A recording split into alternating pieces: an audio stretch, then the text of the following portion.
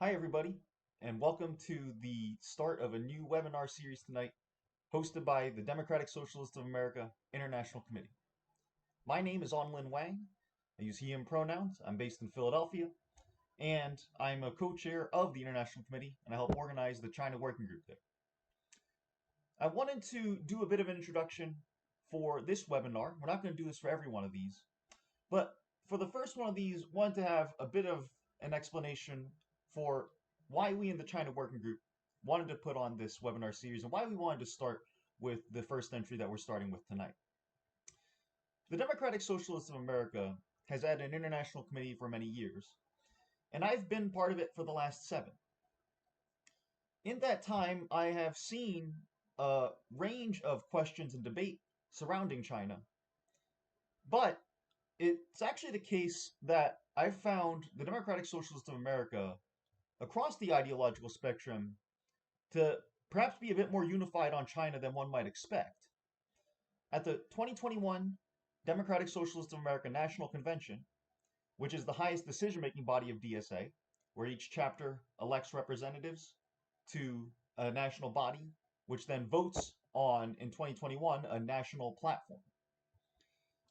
That national platform includes 2 planks related to China. One, opposing U.S. escalation and warmongering against China, and 2, demanding cooperation on issues of global importance, namely and especially climate change and pandemics. Today, as we are moving into an era of climate crisis and uncertainty, it's essential that we in the Democratic Socialist America find ways of effectively advocating for viable paths of climate cooperation. We think that to make this possibility a reality, that we on the organized left in the United States need to cohere and unify in our analysis around what's possible, around what lessons we can learn from China, and what goals we can strive for in US-China relations. And so to that extent, we wanted to start off this series tonight with a subject that introduces to a United States left-wing audience the concept of socialism with Chinese characteristics. This is a phrase that people might see a lot, but I think does require a bit to unpack.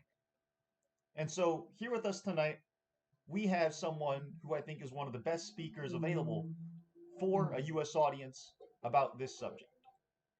So without too much further ado, I'm going to turn this over to Ben Norton, host of the Geopolitical Economy Report, a program that he founded a few years ago that's been putting out good content and analysis about global news and geopolitics. Ben's not the only host of the program, but he is going to be the host that we're talking to today. And with that, let me get this over to Ben. Ben, can I possibly turn it over to you to introduce to us socialism with Chinese characteristics? Yes, thank you to Anlin and everyone else who helped to organize this. It's a pleasure being here. I think it's a very important topic, and I will share my screen here. One moment. Let's see if I can. Okay. So you all can see what I'm sharing, right? Yes, Yeah, great. Okay. So before I talk about what exactly is socialism with Chinese characteristics, I want to briefly talk about China's development model, because it's important to understand how China has economically developed in a remarkable way in the past several decades. Now, if you go back to the early 19th century, before what's known as the Century of Humiliation, which began with the First Opium War in 1839, when the British Empire attacked China and partially colonized parts of China, and then other colonial powers, including Japan and other Western countries, also attacked China and colonized part of China. Back in the early 19th century, China represented roughly 1/3 of global GDP. This is according to the data compiled by the renowned economic historian Angus Maddison. And what essentially we've seen in the past several decades is China's returning to this position that it previously had before European and Japanese colonialism. And, if you look more recently in 2025, China is now the largest economy on earth. It represents nearly 20% of world GDP when you measure its GDP at purchasing power parity. Of course, gross domestic product measures the value of all the goods and services produced in a country in a given year. Later, I'll talk about some of the limitations of GDP. It doesn't take into account inequality and the kinds of economic production. Certainly, there are issues with GDP, but just to understand the size of China and how monumental this shift is in the global economy, we see that the US was the world's largest economy, especially after World War II destroyed most of the other major economies in the world. But China has been the #1 economy since 2016, and the US share of the global economy has been falling over time. It's now less than 15%. What's even more incredible, again, I'll talk about the issues with GDP later, but just to understand the level of economic development in China, not in terms of distribution and inequality, but the level of development in China. If you look at GDP per capita, per head, accounting for the size of the population, and you also adjust for the purchasing power of the currency of different countries, you can see that as recently as 1980, China's GDP per capita was lower than that of Haiti, Honduras, India, the Philippines, and Sudan. And today it's several times higher. I mean, this is an absolutely remarkable example of economic development, which is why I would say that the economic rise of China is one of the most important political developments in the past 80 years, since the end of World War II. Now, again, I mentioned that GDP does not factor in inequality. I'll talk about inequality later, but in terms of poverty reduction, we've heard a lot from, mainstream neoclassical economists talking about global poverty reduction in the past several decades. What they often conveniently leave out is the fact that, according to the World Bank, 3/4 of global reduction in extreme poverty in the past 4.5 decades have been because of China. And China has completely eliminated extreme poverty. Now, if you adjust for the difference in living costs in countries, and you look at the share of the population living on less than $4.2 a day, obviously that's very low, but this is the poverty line set by the World Bank.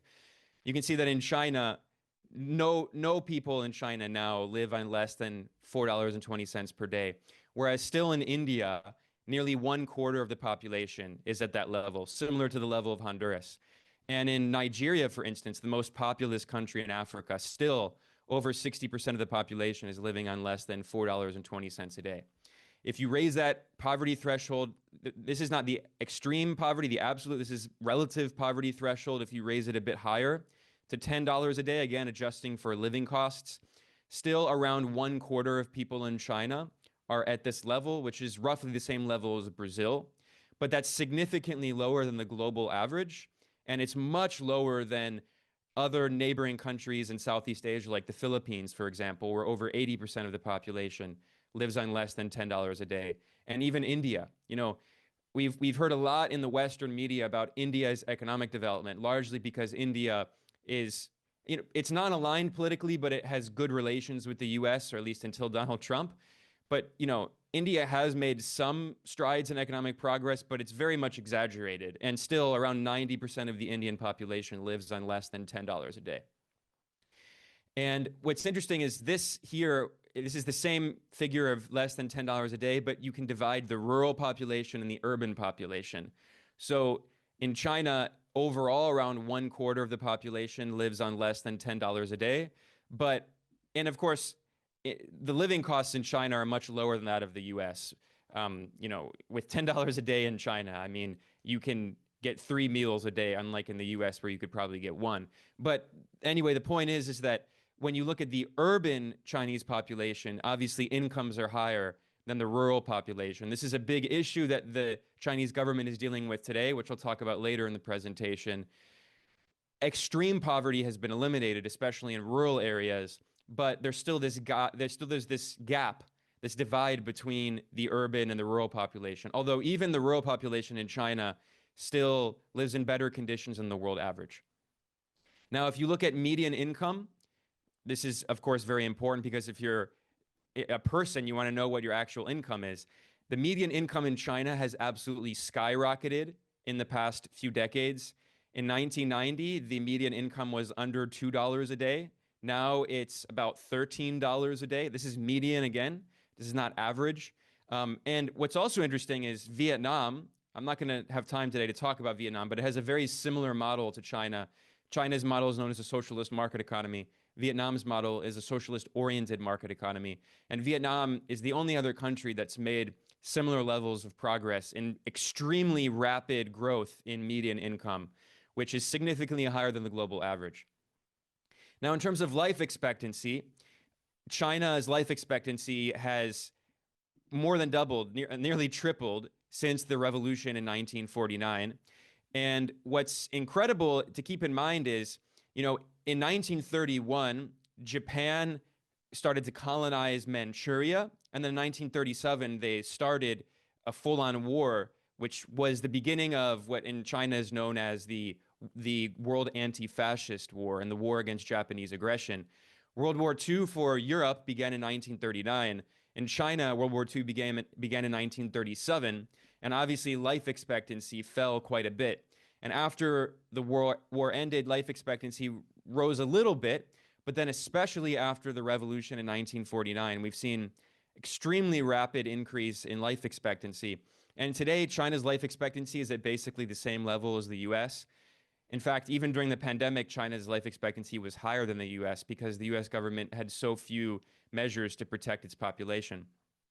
Now, at the time of the revolution, the life expectancy in China was 35 to 40 years. Now it's around 78, 79 years. In terms of child mortality rate, China's now at the same level as developed countries in the West that developed through colonialism, like the US, and also slavery, of course. The US developed through slavery. China's child mortality rate is significantly below the world average at the same level of developed countries. And in terms of maternal deaths, China and also Cuba and Vietnam have some of the lowest levels on Earth. Okay, so this gives you a very brief overall view of China's level of economic development in the past several decades. It's incredible. But now I want to talk more about the system in China and how China achieved this. It's important to establish what China achieved before we talk about how it achieved this. Now, of course, everyone knows Mao Zedong, the leader of the revolution in 1949. Another name that is somewhat well known in the West, but also often misunderstood, is Deng Xiaoping. And because today I'm specifically talking about socialism with Chinese characteristics, it's important to talk about Deng because he's the one who originated that term. He was the de facto leader of China starting in 1978. And that year he initiated what's known in Chinese as the reform and opening up, 改革开放. And I mentioned that Deng is very misunderstood, and a lot of Western China hands, observers, they portray Deng as someone who just abandoned socialism and adopted capitalism. And they often, for instance, use this quote that is misattributed to him, "To get rich is glorious," which really misunderstands what Deng's idea was. And not just Deng, because he was one political leader in the Communist Party, and there were other political figures who played an important role in the reform process that I'll talk about as well. But in reality, Deng's argument was not just, we should just get rich. The point was that by allowing the use of market forces naturally through uneven development, some parts of China would develop and become prosperous faster than other parts, which is, in every country in world history, this has happened. There's been a process of internal uneven development. However, Deng always emphasized that the advanced areas that develop later have the duty to help what he called the backward areas, the less developed areas in China. And this has actually become a major priority today. In fact, it's known as the central contradiction. And this has become part of the Common Prosperity Campaign, which I'll talk about later. But I mentioned that Deng Xiaoping is very misunderstood. And if you actually read what he was saying and writing at the time and the idea behind the reform and opening up, it was not to just completely abandon socialism and take the capitalist road. He recognized that China was still very poor and very underdeveloped and agricultural and did not have significant industrial manufacturing capabilities. So he emphasized that, quote, the development of the productive forces is also a kind of revolution, a very important one. It is the most fundamental revolution from the viewpoint of historical development, end quote. So revolution is not just about class struggle, because if you're still dependent on exporting raw materials to the advanced capitalist countries and importing manufactured goods from the advanced capitalist countries, you're not actually breaking with this global inequality in the global value chain and in the global division of labor. You have to be able to challenge capitalism as a global system and not just internally. So Deng Xiaoping pointed out that in the past 3 decades, since the creation of the People's Republic in 1949, China had laid the basic socialist foundation in agriculture and industry and other strategic areas, but their productive forces developed much too slowly. They needed a revolution to remove the obstacles to the development of the productive forces, which is really advanced manufacturing. And he criticized the Gang of Four and the kind of ultra-left line in the Communist Party and said that basically they argued that it was better to be poor and underdeveloped and agricultural under socialism than to be rich under capitalism. But Deng was not arguing in defense of capitalism. He was saying that this ultra-leftist view that, fetishizes agriculture and a lack of industrial output, that is not socialism. He said, Marxists have always held that socialism is superior to capitalism, and socialist countries should be able to develop their productive forces more rapidly than capitalist countries. He says, if the economy remains stagnant and the people's living standards remain at a low level, we cannot say we are building socialism. So this explains the idea behind the development of socialism with Chinese characteristics, which was officially declared in 1982. And the Communist Party declared that, according to their analysis, China was still in the primary stage of socialism, and it needs to develop the productive forces before it could later on move to more advanced stages of socialism. And then in 1992, the subsequent president, Jiang Zemin, he declared officially, he adopted the term the socialist market economy to refer to China's economy.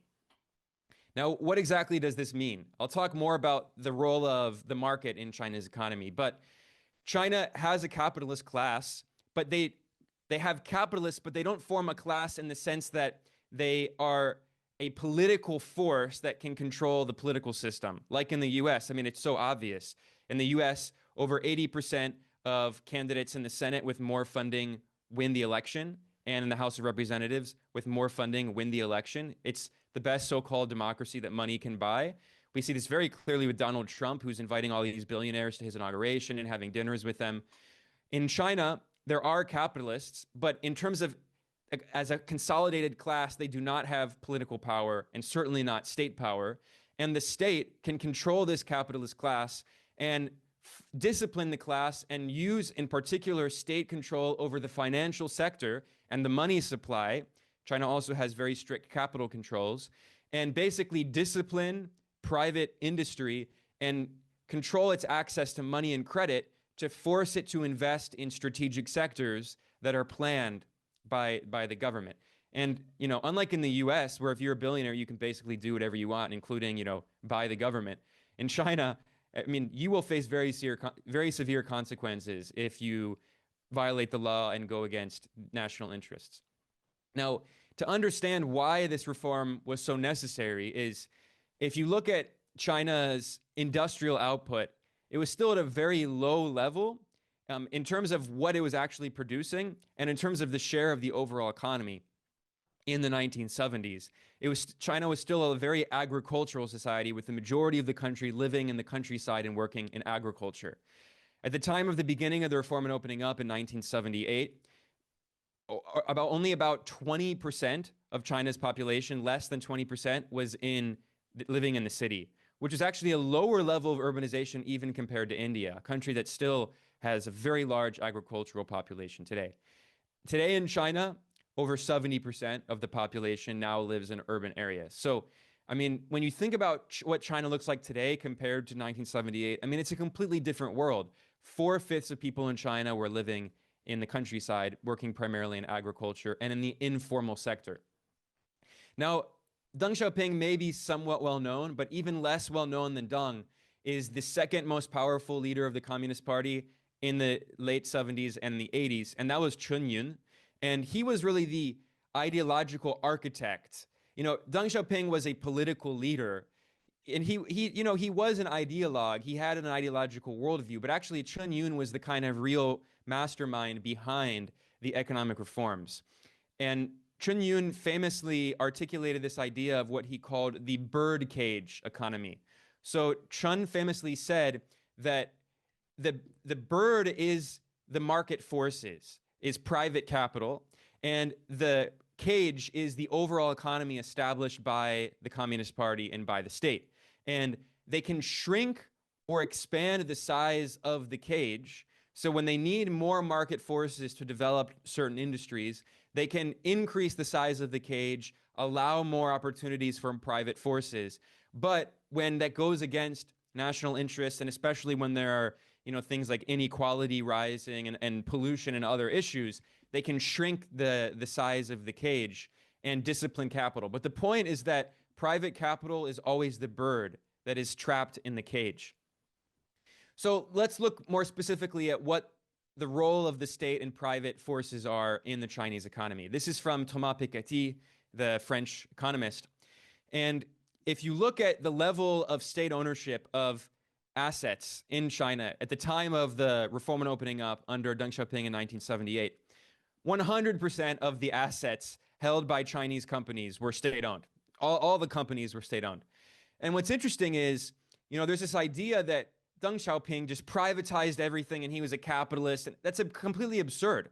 So if you look when Deng Xiaoping was the de facto leader of China from 1978 until the end of the 1980s, you can see that when he stopped being leader of China, still around 90% of all of the assets of companies in China were state-owned.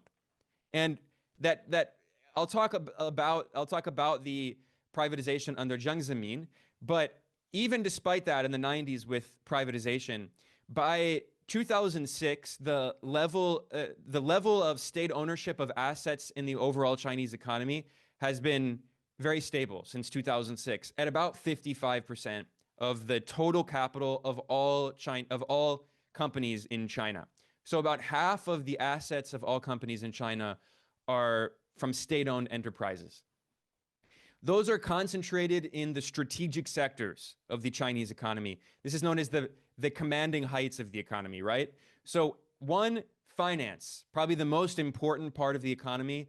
All of the major banks and financial institutions are state-owned, and they have a monopoly on the money supply and access to loans, which is very important. It's the lifeblood of any economy. So any private company that wants to invest needs to get that funding from the state-owned financial sector. But not just that.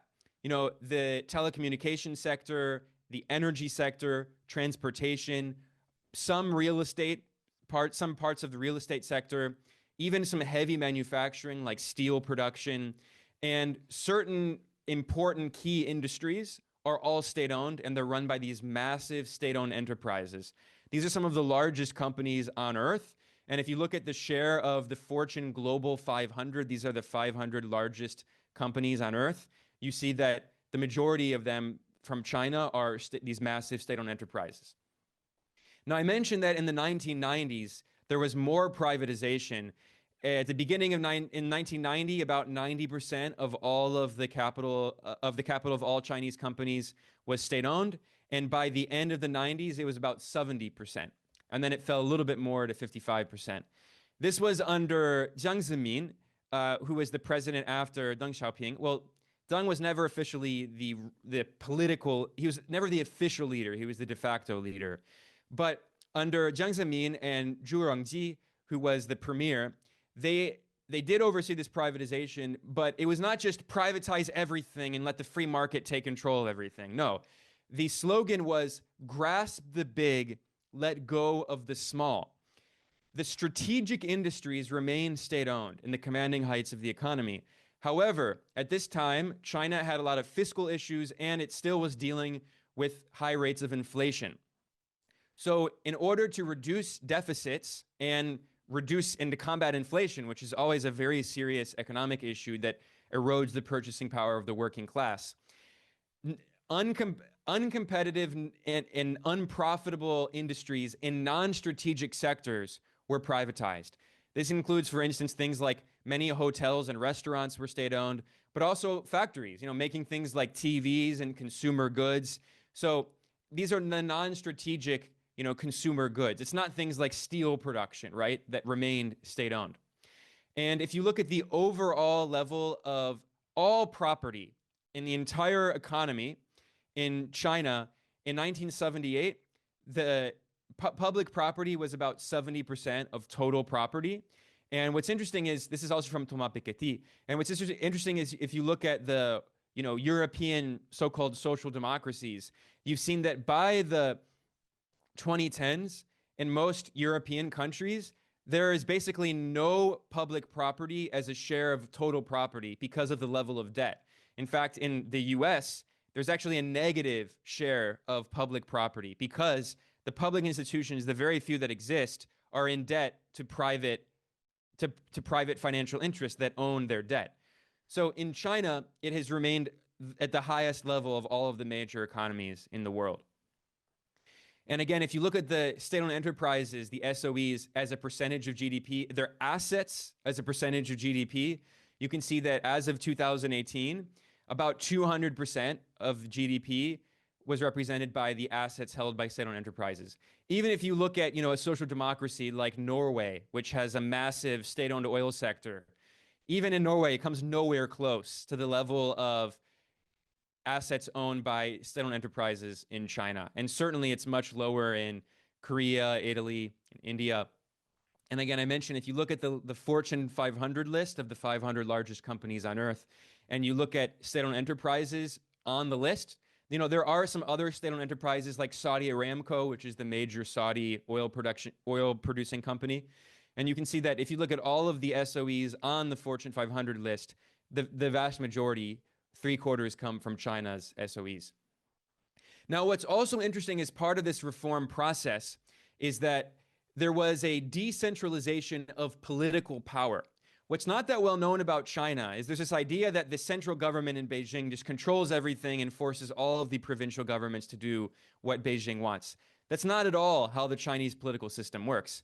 Ironically, the Chinese political system is more decentralized even than the US political system, which is, a federal system. The Chinese system is not a federal system, but let me rephrase that.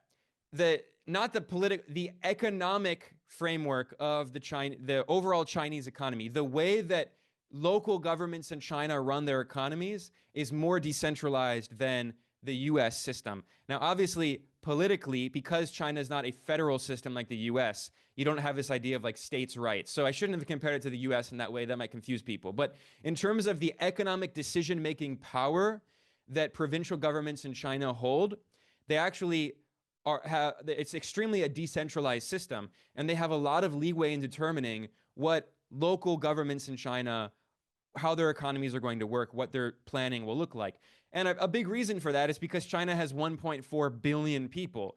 It's a massive country. It's not realistic for Beijing to determine what all of the local economies will be doing. It makes no sense. It would be irrational.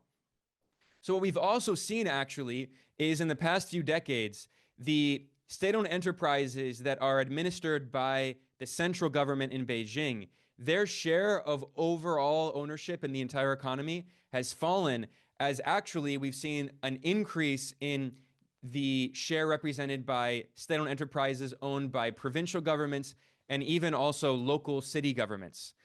So what we've also seen at the same time is that there are a lot of state-owned enterprises that are not 100% owned by the state, and there are different levels of state ownership.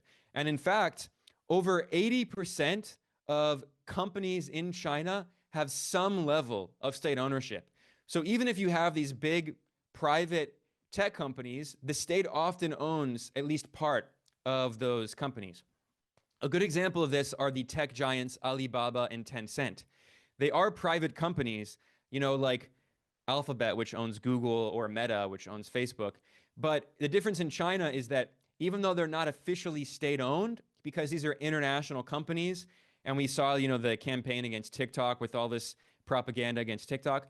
So in order to promote internationalization, they're not fully state-owned, but instead, the Chinese government has what's known as a golden share, which means that the Chinese government has veto power over very important decisions made by these big tech companies, which is a way of preventing these tech companies from, going against the interests of China and the working class overall, and giving the state, significant power over these big tech billionaires. And if you don't do this, we see what happens in the US, where they just take over the government.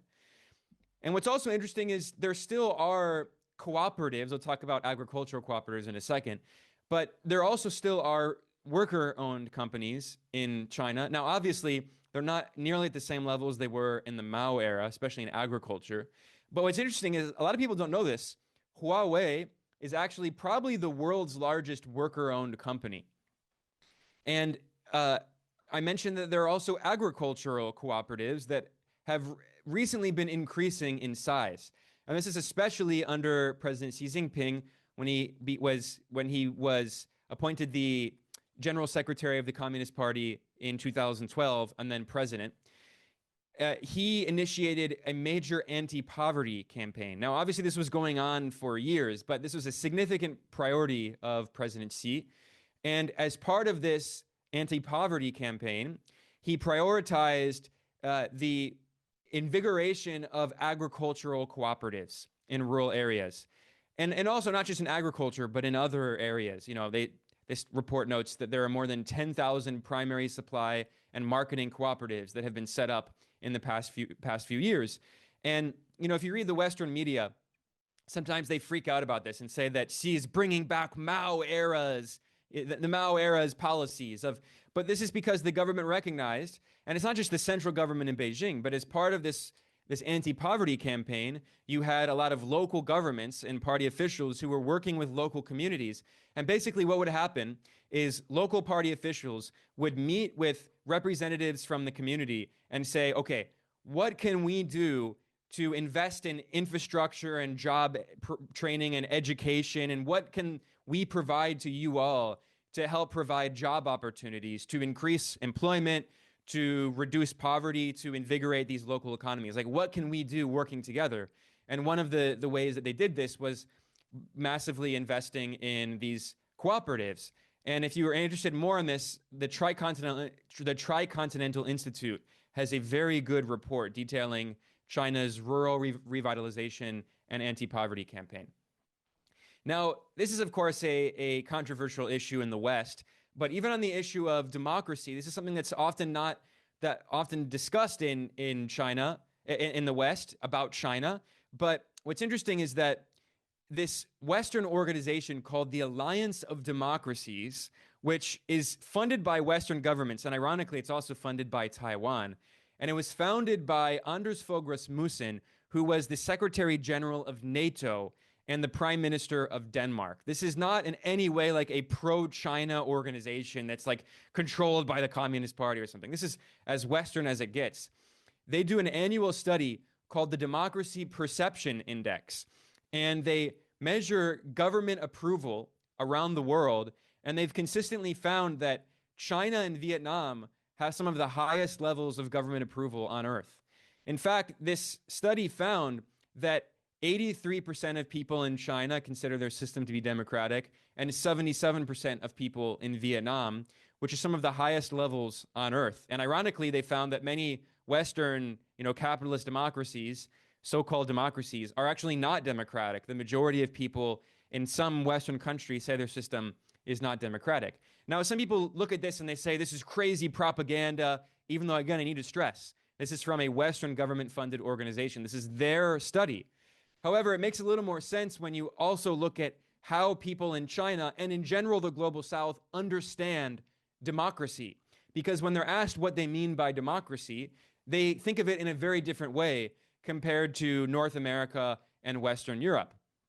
if you look, the vast majority of people in the global south, they understand democracy as a system of government in which the government acts in the interest of the people to improve living standards and well-being. Whereas in Western capitalist countries, their understanding of democracy is protecting individual rights and freedoms. So this also makes sense why, so many people, the vast majority of people in not only in China, but even in Vietnam and other socialist countries do consider their system to be democratic because they have a very different way of understanding how democracy works, because they've seen in a few generations how their living standards have absolutely skyrocketed and extreme poverty has been ended. So I've talked about let me get back to, I talked about the birdcage economy and the reform and opening up and the level of private capital, the role of private capital in the Chinese economy. So now I'm going to talk about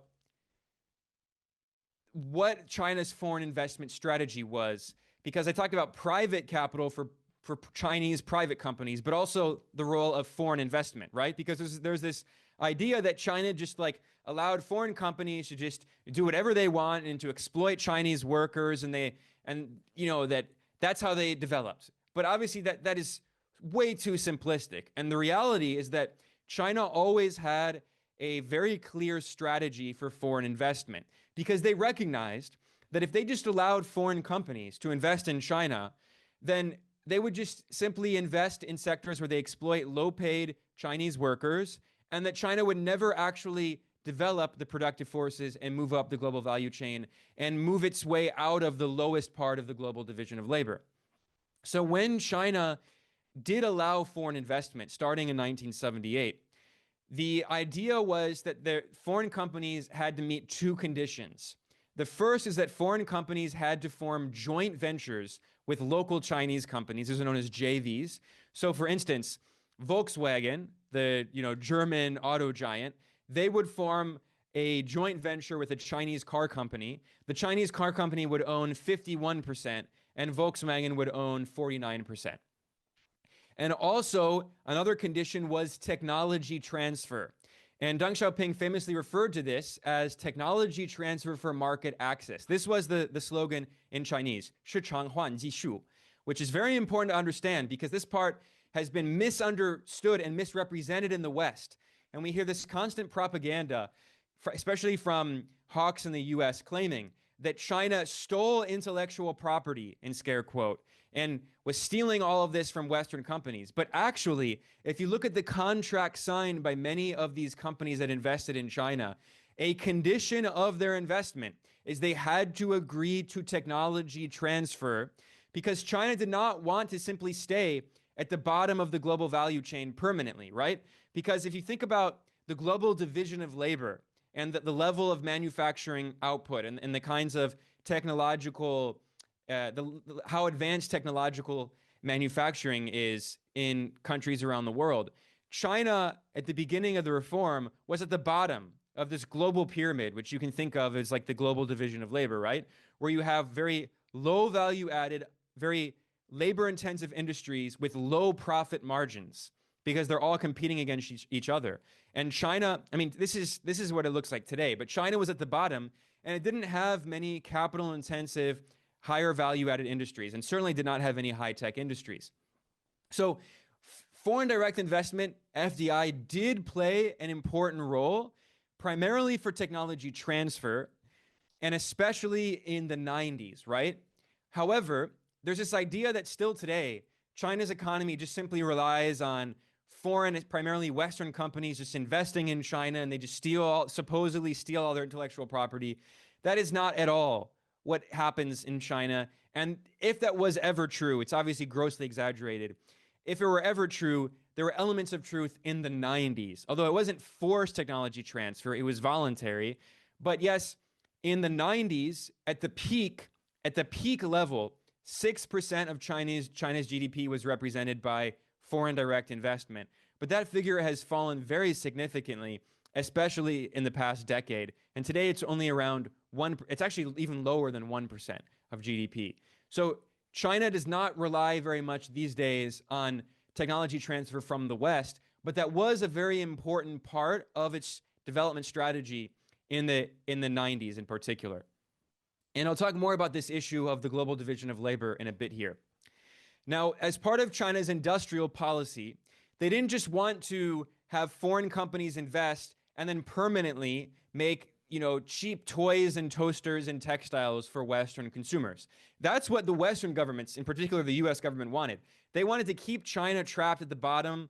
The strategy of the West, the US in particular, was to keep China trapped at the bottom of the global value chain so Western companies can permanently exploit low-paid labor, and Western companies can design the goods and they'll have a monopoly on the intellectual property, and they make the vast majority of the profit, where only a very small percentage of the profit goes to China or other global South countries. That was what the West wanted, what these Western companies wanted when they were investing in China. But obviously, China did not want to stay at the bottom of the global division of labor. So China, the Chinese government, had clear plans, targets made for its industrial policy. And still today, China, the Communist Party issues 5-year plans. And we're about to see the new 5-year plan. And the strategy was industrial upgrading, to move up this global value chain. And they set different stages in different eras, in different decades, right? So in Chinese, these are known as the Lao San Yang, the 3 old things. So in the 1970s, the goal was for every household in China to have a bike, a watch, and a sewing machine. This gives you an understanding of the level of poverty and underdevelopment in China at the time, right? In the Mao era, China had made a lot of accomplishments in terms of raising living standards and very basic living standards from like a level of just desperation and starvation, and literacy and basic education and basic industrialization and women's liberation. However, by the 70s, China's level of development was still extremely low, and it was still one of the poorest countries on earth because it had such a big population. By the 1980s, the new goal was for every household to have a refrigerator, a washing machine, and a color TV. By the 90s, the goal, and these are of course goods that are manufactured locally in China. So the goal is to have this local manufacturing. In the 90s, the goal was again to move up the value chain and for every household to have an air conditioner, a VCR, and a computer. Again, all manufactured locally. And today, they now have this idea of the Xin San Yang. So it's now the 3 new things in China. And those strategic sectors that are prioritized in the previous 5-year plan are electric vehicles, solar panels, and batteries. And this is a big reason why China has become a juggernaut in the global green energy industry and is making huge progress in moving away from fossil fuels and helping the world transition to renewable energy.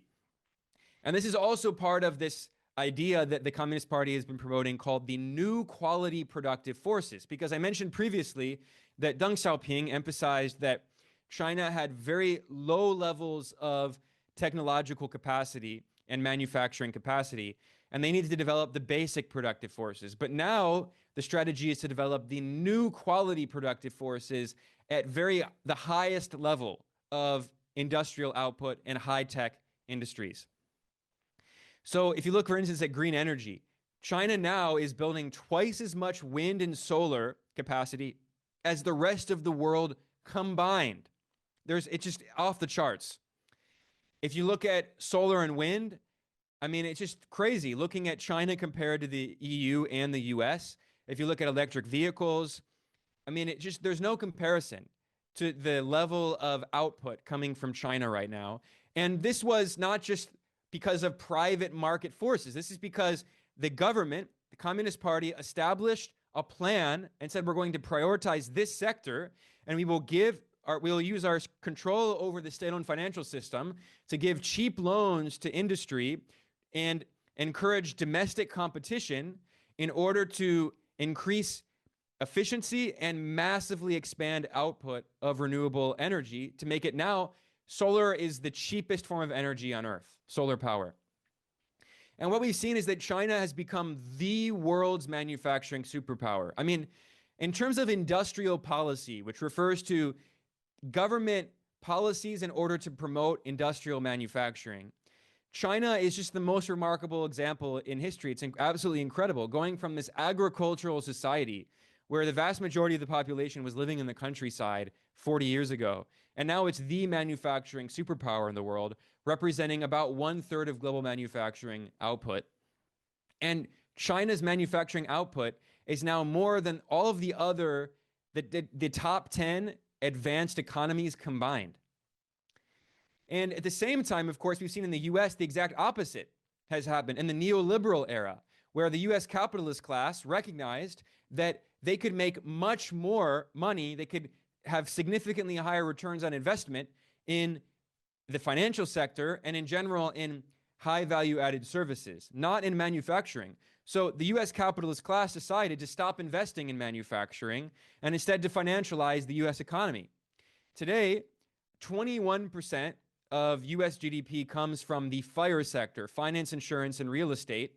This is according to US data, and some people say this is actually probably a conservative estimate. And if you look at sectors of the US economy, by far the largest sector of the US economy is the FIRE sector, finance, insurance, and real estate. The red line here used to be manufacturing. The US was the world's manufacturing superpower after World War II, in large part because World War II destroyed all of the other major manufacturers. But what we've seen is the deindustrialization of the US economy and the financialization of the US economy. And this is because the US capitalist class decided that it would be much more profitable for them to do that. They were following their own bottom line, their own economic interests, and the government encouraged that. The government abandoned industrial policy. The government had this idea that it doesn't matter if you make a chip, a potato chip, or a computer chip. It's all the same, because this is this neoliberal idea that as long as the number go up, it doesn't matter what the actual sector is and how strategic it is. So what we saw, for instance, for compensation for workers in the US, this is according to, again, US government data, compensation for workers in the non-financial sector has been stagnant since the 1970s. But in the financial sector, compensation more than doubled. And this is a report from the financial crisis. If you continue after the financial crisis, the compensation for the financial sector has only continued to skyrocket. So this is why you have so many people in the US who get a PhD in physics and chemistry and engineering. And what do? They go work on Wall Street. They become a quant. They don't actually help to develop the country. And certainly they don't help to make green energy, right? What we've seen in the US is a bubble economy in the neoliberal era with this financialization of the US economy, where it seems like, according to neoclassical, neoliberal economists, number go up. Look, GDP growth has been supposedly high, although actually GDP growth in the US has been significantly lower in the neoliberal era than it was in the Keynesian era. But if you look at these bubbles, the US economy has just become a bubble economy that relies on continuing to inflate these massive bubbles. First, we saw the dot-com bubble in the late 90s popping in 2000. Then we saw the housing bubble that peaked in 2007, leading to the financial crisis. Now we're in an everything bubble. There's a massive bubble, again in the housing sector, again in the stock market. The S&P 500 is over 200% of GDP. It's crazy. Or the overall stock market capitalization is 200% of GDP. We see that there's this massive bubble in private credit and private equity, which is popping as well. It's the everything bubble. This is what I was saying. The market capitalization of all publicly traded US companies are now 220% of GDP, the highest level ever. I mean, so people love to talk about US economic growth in the past several decades, but the vast majority of the benefits of that growth have accrued to a small handful of capitalists. China, because it has state control over the financial sector, China has been able to pop these bubbles. There was a bubble in the Chinese property market, and what happened? The Chinese government said, houses are for living in, not for speculation. And in 2020, the Chinese government passed the 3 red lines policy and restricted real estate developers' access to credit, because credit is run by the state-owned financial system. And they popped the real estate bubble, and they intentionally deleveraged the sector, which significantly reduced the cost of housing, especially in some of the bigger cities, which makes housing more affordable for young people, which is obviously a huge issue in countries around the world. And what's funny is the Western financial press portrays this as an example of the Chinese economy being in crisis. and China is going to collapse. But this was an intentional deleveraging, a popping of the bubble that was carried out by the Chinese government. Because the Chinese government has state control over the financial system, what did they do? The pink line here shows that before China intentionally popped the bubble, you saw that there was a significant growth in loans given by the state-owned financial sector to real estate development. So a real estate developer like Evergrande, this notorious real estate company, they would take these massive loans in order to finish building apartments that people had already bought, and then they would sell apartments that haven't even started, but they sold those apartments to property holders, to these people who think they're going to have an apartment. They haven't even started building it yet. I mean, this is basically a kind of Ponzi scheme. So the government said, no, we're not going to tolerate this anymore. And they starved, the government starved these companies like Evergrande of credit. And where did that credit go instead? The state-owned financial system in China stopped giving credit or significantly reduced the credit it was giving to real estate development. And instead, they gave it to industrial manufacturing, especially the high-tech sector, electric vehicles, solar panels, these other, artificial intelligence. And this brings me to the issue of inequality, right? So China now has recognized that they have achieved a very high level of development, especially in manufacturing output, but now they have a big issue, which is inequality. So in the National Party Congress in 2017, the Communist Party officially changed what is called the central contradiction in Chinese society. And they now recognize that previously the central contradiction was the need to develop the productive forces and reverse what they called the backwardness of social production. However, today that is no longer the official position of the government. The position now is they need to rectify and reverse inequality and uneven development inside China, especially between urban and rural areas in China. This is the quote from the official English readout of the 19th CPC National Party Congress in 2017. This is what they wrote, quote, "The principal contradiction of the Chinese society has evolved. In the past, the contradiction was between the ever-growing material and cultural needs of the people and the backwardness of social production. Now, the principal contradiction is between unbalanced and inadequate development and the people's ever-growing needs for a better life. That includes increasing demands for fairness and justice, rule of law, security, equal environment, balanced urban and rural development, and equitable income distribution," end quote. So this is now the official top priority of the CPC. So this can help us to understand kind of three eras in China. So you have the era of socialist construction under Mao, starting with the revolution from 49 until 78. Then you had the reform and opening up under Deng, Jiang, and Hu Jintao, which is from 78 until 2012. And officially, when Xi was appointed the Secretary General and the President, now they have officially declared what they call a new era of socialism with Chinese characteristics. And again, the priority of that new era is reducing inequality and common prosperity. 共同富裕, that's the term in Chinese. It's commonly used now. And this actually is a term that did go back to the Mao era. It was used in a different context in reference to public ownership. Now the term has been very much popularized, and it's associated with equity, with reducing inequality. This has become literally, I'm not exaggerating, this is literally the number one goal now of the CPC, of the Chinese government. And we've actually seen some progress in China in terms of looking at the Gini coefficient. The Gini is a way to measure inequality in a society. One would be, so this is income inequality. You can also use the Gini for wealth inequality. For income, a Gini coefficient of 1 would mean that one person owns all of the wealth in the country. 0 would mean that there's 100% equality. Everyone has exactly the same level of income or wealth. This is looking at income. And you can see that in 2010, the inequality in China peaked. And since 2010, it has been falling. And it's at now close to the level of Australia. And it's probably going to keep falling. Certainly, without a doubt, it's going to keep falling because this is now a significant priority of the Chinese government, is reducing inequality. Now, there's also this economist, Branko Milanovic, who's a very interesting economist and world expert on inequality. And he's the only economist I've seen who's actually pointed out that it's important to measure the difference between labor income and capital income, right? Because if you look at a country like, for instance, Mexico or Brazil, you see that these are countries where the rich part of the population, they're obviously very unequal, but the rich population gets a lot of its income from ownership of capital, from ownership of assets, not from actual work, not from labor. Whereas if you look at China, in fact, China does have a pretty high Gini coefficient in terms of inequality, but that is mostly from income inequality.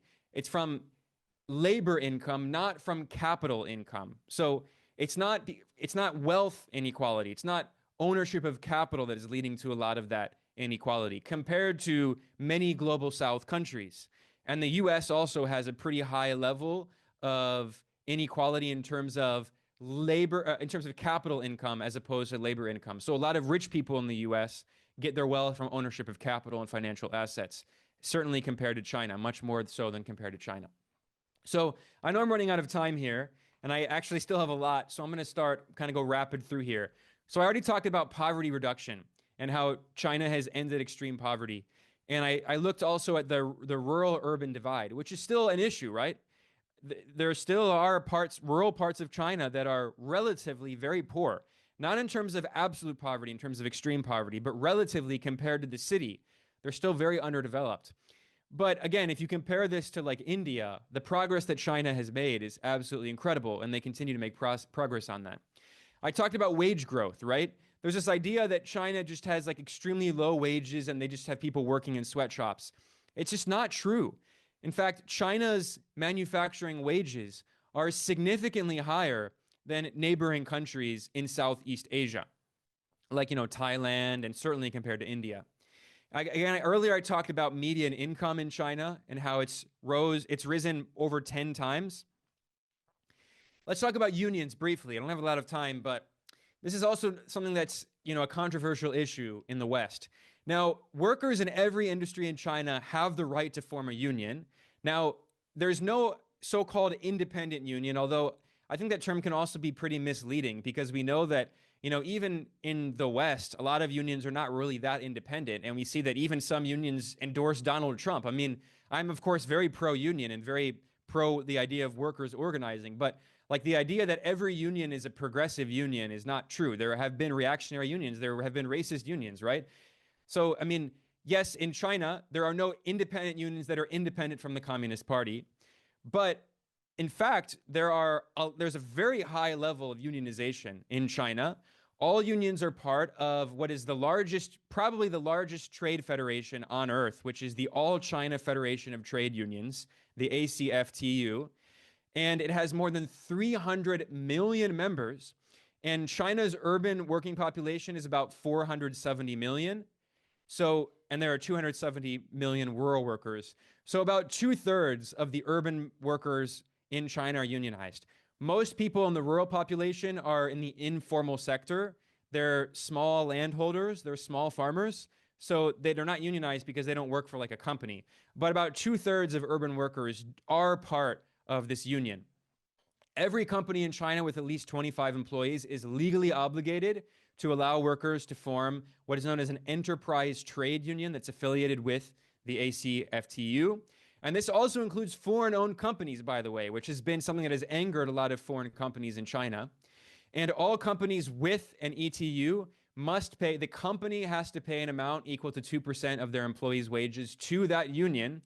And if a company has fewer than 25 employees, they can form a union, but it's a weaker union. It's a basic level union. It's not as protected as these larger ETUs that are strongly backed by the Communist Party. So this is it's been a funny issue. These days, Walmart, for instance, has lost its market share in China. But previously, 20 years ago, Walmart was fighting for market share in China. Today, it's just, no one, there's no, I think there maybe still a few Walmarts, but no one goes there. Like they did not succeed. in breaking into the Chinese market. And previously, Walmart famously had fights with the Chinese government because Walmart is notoriously extremely anti-union, and they refused to allow workers to unionize. And the Chinese government said, no, you have to allow workers to form a union. And they succeeded in that. Now, I mentioned again that, like, obviously, yes, like, we should be pro-union and pro-workers organizing, but this is why I think we should have a more nuanced understanding of this idea of, like, independent unions in scare quotes, because we know that historically the US government has weaponized unions. Jacobin actually published a really good article about this called How the AFL-CIA Undermined Labor Movements Abroad. There was an article in 1967 in the New York Times talking about how the CIA was supporting these right-wing unions to support their political interests, to oppose socialist governments, and to support just right-wing governments and military dictatorships during the first Cold War.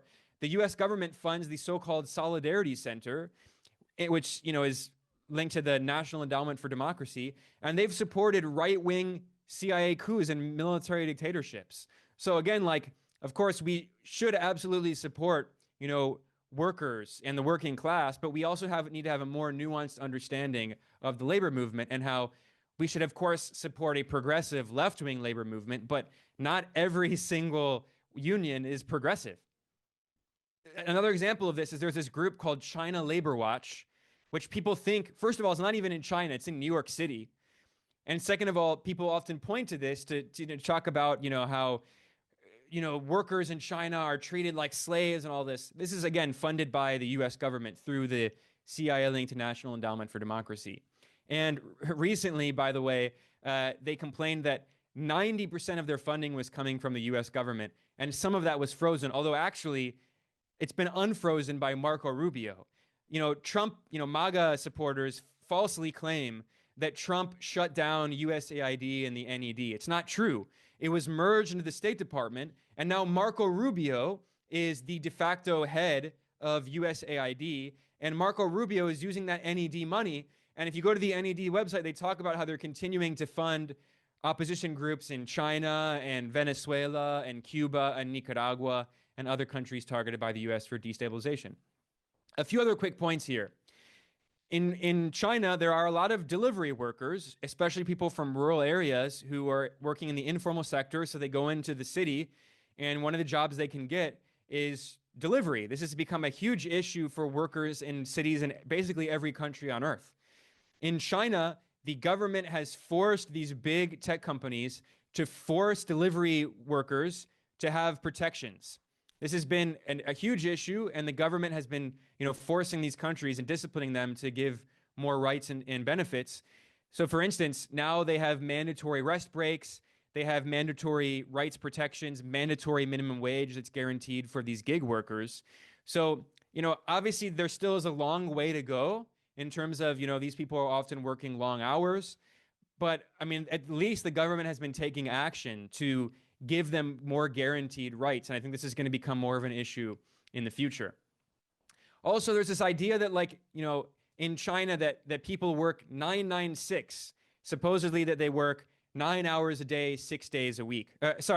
More than 9 hours, 9 to 9, 9 a.m. to 9 p.m., 6 days a week. That is illegal. The government has said very clearly this is illegal. There were some tech companies that were trying to do this. It was actually the private companies that were trying to force their workers to do this, and the government said no. So there's this constant fight. Again, like, obviously it's not perfect. It's not a utopia at all. There are still a lot of issues. There's still these constant fights between labor and capital. This is one of the contradictions of a socialist market economy, right? Like, the state is in charge. State-owned enterprises are the commanding heights of the economy. However, there still are these private companies, and they're still constantly fighting with their workers. And, these tech companies were trying to force their workers to work 12-hour days, 6 days a week. And the government said, no, this is illegal. You cannot do that. In fact, in terms of working hours, yes, people in China do work a lot. But actually, if you look at global data on working hours, certainly compared to some Western countries, especially European countries, Chinese workers definitely work more. But if you look at other countries in Asia, I would say that the average working hours in China are around the average. So, for instance, it's at a similar level of in India. and pretty close to Indonesia as well. Certainly in some more advanced countries in Europe and even, in Japan and Russia, actually, the average working hours, the annual hours worked by average workers are lower. But again, I mean, this is something that I think, honestly, that I think they should definitely work on improving and try to reduce the working hours. It's around 48 hours a week, which is certainly, it should be lower. It should be under 40. This is an issue they could definitely improve. But again, I just want to emphasize that it's not like 60 or 70. Like this idea that everyone in China is just like a slave, it's just complete nonsense. Like people just make up so much nonsense about China. Now, unfortunately, I don't have time to get into this. I'll very briefly go through this in 2 minutes here because I know I'm over my time. But earlier I talked about the global division of labor.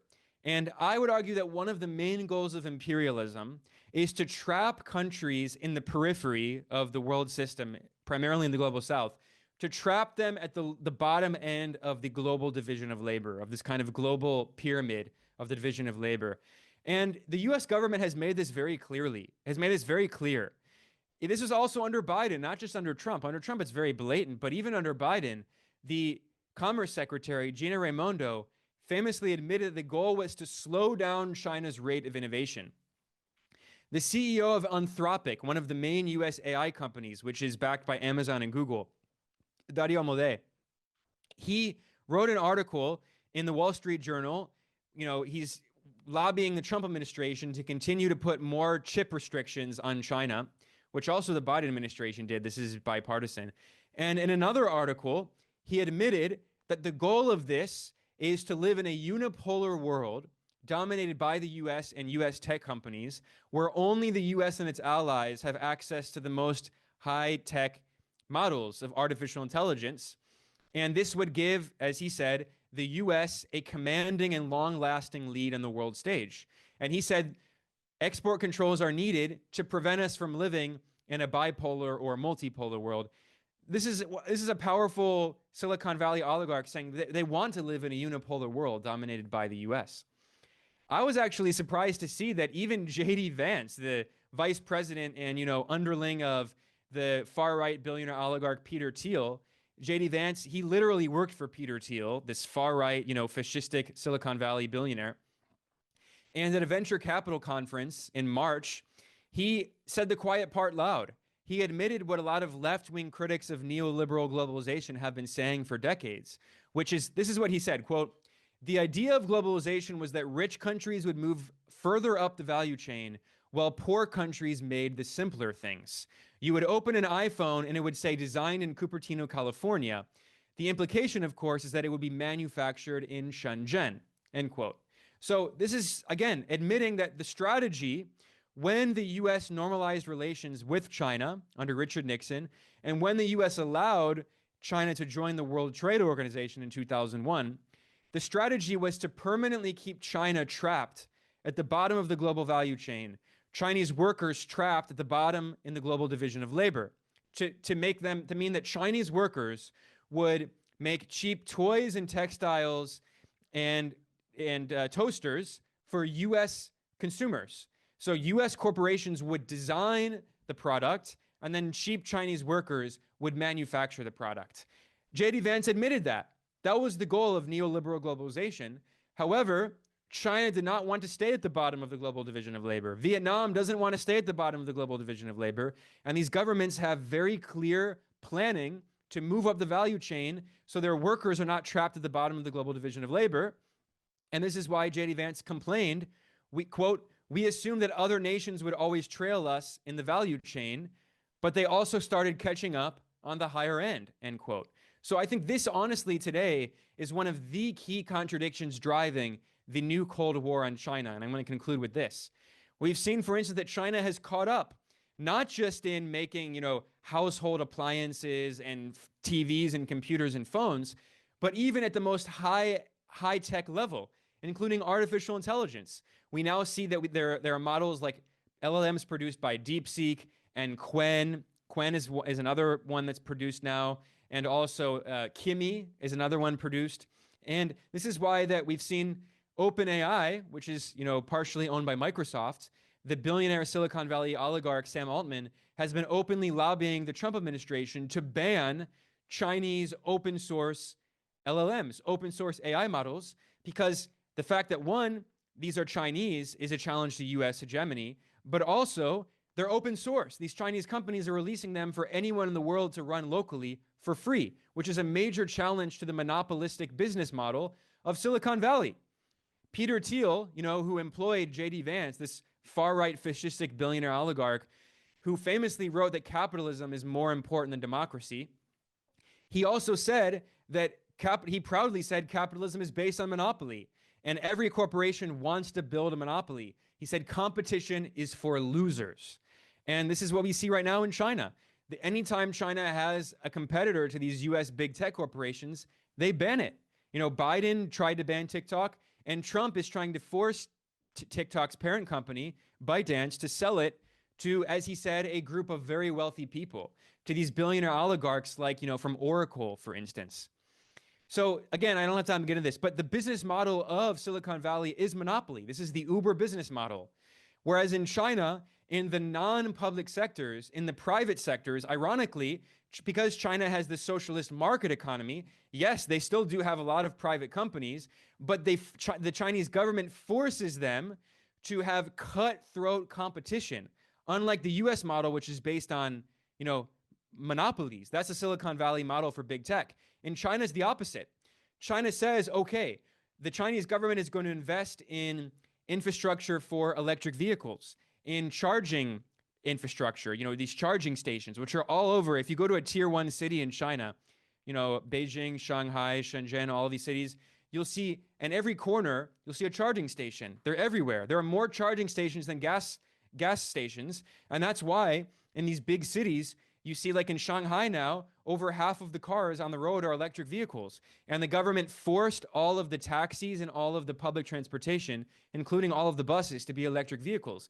And then, and in terms of consumer cars, the Chinese government says, okay, we're going to have over 100 companies just having cutthroat competition. They're all fighting each other. Many of these companies are losing money. Profit margins are laser thin. They're basically, these capitalists investing in this industry are basically not making any money.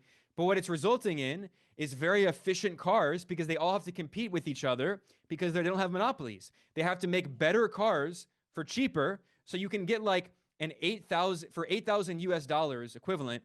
You can get like the entry level BYD EV. And like I've been in many of these EVs from many of these companies. And by the way, some of these companies are state owned. Like Chery, for instance, is a state-owned company, or Chang'an is a state-owned company. So SAIC also. So you have these state-owned enterprises making EVs that are competing with private companies to make like the best possible cars. And also like China's banning NVIDIA's chips partially as like its anti-monopoly law. So like China takes monopoly very seriously. So the irony is, like we're told that China's socialist system, socialist market economy, like socialism is evil, right? And like socialism cannot innovate. Meanwhile, it's actually the US neoliberal capitalist system is based on monopoly. It's not based on competition.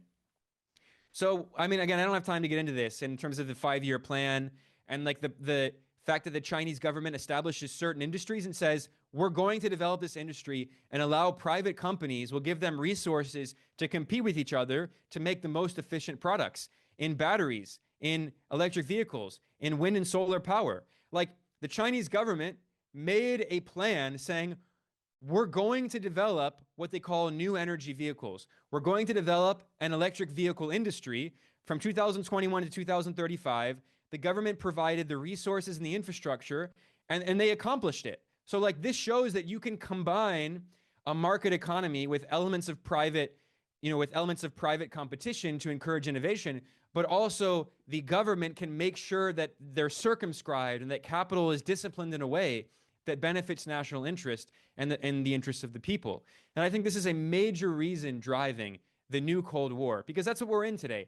And this is why a lot of this is important. Even if you're not interested in ever like going to China or whatever, like if you're not really interested in China, you should care about this, because unfortunately in Washington, they've made the assessment that we are in a new Cold War. This is Cold War II, and China is targeted by Washington for destabilization. And I would argue that the big reason for this is that this is fundamentally a conflict between China's system and the US-led capitalist system. The US-led capitalist system can only survive based on monopoly and destroying all challengers to monopoly capital's control over the most advanced high-end manufacturing in the world system. China is a direct threat to that, which is a significant reason for the new Cold War. So with that said, I'll conclude. Sorry, I know I went a little over my time, but I hope people got something out of that presentation today. And now I know we're going to questions. No worries, Ben. No worries, Ben. I appreciate you getting to this presentation as fast as you did. Obviously, this is not a short and simple and concise topic, so appreciate you being able to compress so much of that into a short amount of time. Might mean we have to book a part two at some point, though. So we have a number of questions in the chat. I think we're actually just gonna run a little bit over time. Apologies in advance for those who have to leave early, but we'll get this recording up on YouTube as well. We will not be able to get to all 40 questions, but I've grouped questions into themes, and we'll try and get through them that way. So I'm gonna just sort of group these into sort of just go to the themes first. One I would call it sort of like how is the Communist Party of China thinking about and how do they engage in constraining the existing capital forces? Another one I would sort of group in the category of like foreign trade and foreign policy. Another one about democracy and civic engagement, centralization versus localization. Another category on worker ownership. I'm not sure if we'll quite be able to get through all the questions there. And there's another sort of group of questions around the poverty alleviation program. So that one I'm just going to speak to very briefly here because some of the, I'm hoping that next month or the following month, the webinar will be about poverty alleviation. I'm hoping in one of the future webinars we'll also be able to feature some speakers who directly worked on the poverty alleviation program. So stay tuned for that. Why don't we just start in order of these themes here? First set of questions on constraining capitalist forces. Let's start with the first one here. This one came in pretty early. How is China able to constrain the political power of the ultra wealthy? Is that something that's specific to China's historical development or intrinsic to their political system? There's another question here which is related to that. Is it true that there are billionaire capitalists within the CPC? And if so, how does the CPC constrain their political power and reach? I'll give one more question here on this sort of the question of constraining capitalist forces. How does China see? I know you spoke to this a little bit, but if you could expand on it a little. How does China plan on tackling the problem of inequality that you've noted? Okay, I was just writing down some of these questions. Okay. In terms of constraining the political power of capital, well, I mean, let's just be blunt. One of the reasons this is somewhat easier is because they don't have to deal with like elections every 4 or 5 years where billionaires like fund certain candidates. So like, I'm not saying like elections are inherently bad. That's not what I'm saying. I don't want people to misconstrue what I'm saying.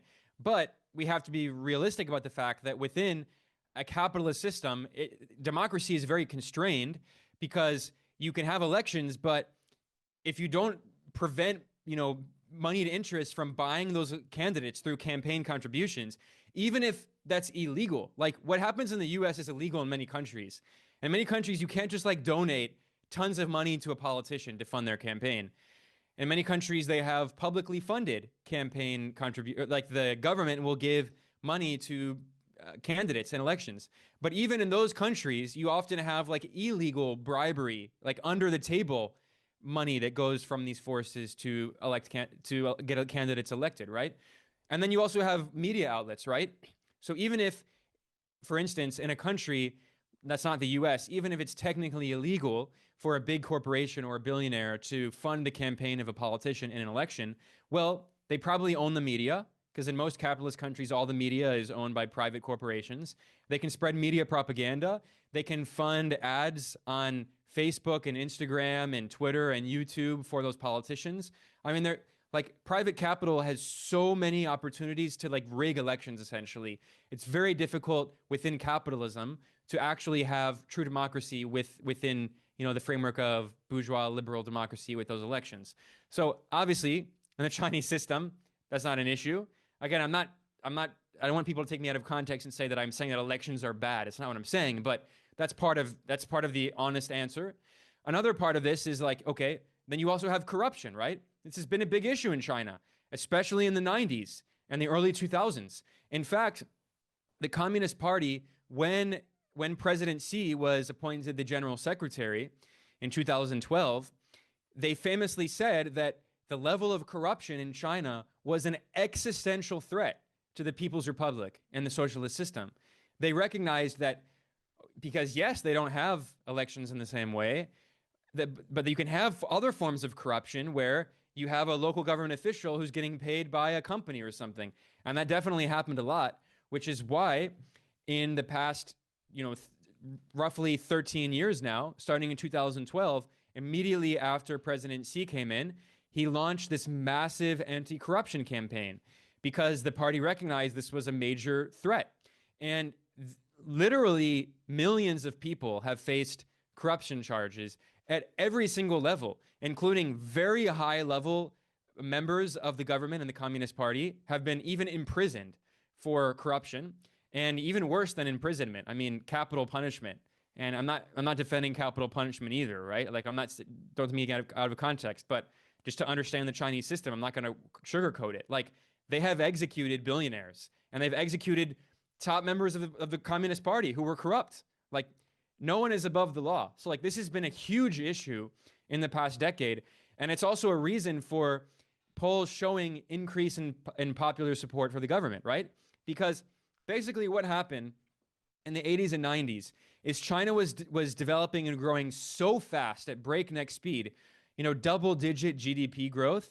And that GDP growth is not like in the US where it's concentrated in like, the tech sector and finance, which does not benefit average people. Like we're talking about manufacturing output, massive production, like massive employment increase in China throughout the 80s and 90s. So people's living standards and wages were rising so quickly that, okay, they tolerated a bit of corruption. And, sometimes at that time, the philosophy was, well, instead of going through all the red tape, you could just bribe someone and you'll get something done more efficiently. Obviously, that it's not good. Like no one should support corruption. It's not a good thing. I'm not defending it, but that was the kind of reality that they made. Is like the assessment they made is that like we're growing so fast, we need to deal with like one issue at a time, and corruption was not seen as like the biggest priority. But by 2012, by when President Xi declared the new era of socialism with Chinese characteristics, it became a significantly higher priority. Like, when you're thinking about a developing country and like what you have to prioritize, when you've reached the level of like basic infrastructure development, basic education, healthcare, employment, and of extreme poverty, then you have to go for issues like corruption and inequality. So like this is the famous debate like in a lot of developing countries. They like if you go to many parts of sub-Saharan Africa and even some parts of rural Latin America still today, they don't have a consistent power grid. There are still a lot of homes that don't have consistent electricity and running water. So like those people, their priority is electrification, water, a job, roads, like basic roads, like and then education. Like when they can finally have those needs met, then of course you have the issue of corruption and inequality. And China's at that point now. And China again has made this issue of common prosperity, 共同富裕 in Chinese. It's like a very common slogan you hear. It's a major issue today. Now, in terms of billionaire members of the CP, and in terms of constraining the Ben, political power of capital. before you get to the next section, can I just flag for you? Your video feed seems to have cut. If you're able to Oh, that's weird. take a look at that. Yeah, yeah, yeah. One second. Thanks for the patience, everybody.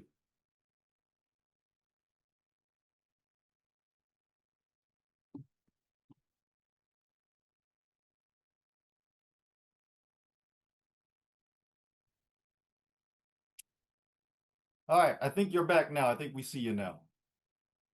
Oh, wait, sorry. I just let me see. 1 second. There we go. Sorry. Okay. In terms of billionaire members of the CPC, well, look, there are 900 million. Sorry, not 900 million. No, no, no. 90 million, not 900 million. 90 million members of the CPC, nearly 100 million. And so, yeah, among 90 million members, you have some rich people, including even a few billionaires who are in the CPC. But, this is a complicated issue because let's be honest, like, I'll speak very bluntly. Uh, when you have a ruling party in any government, you get opportunists who join the party because they're the ruling party. I mean, this is something I've seen in Latin America with, countries with socialist parties. You see this everywhere, right? So a lot of people join the CPC. Again, there are 90 million members.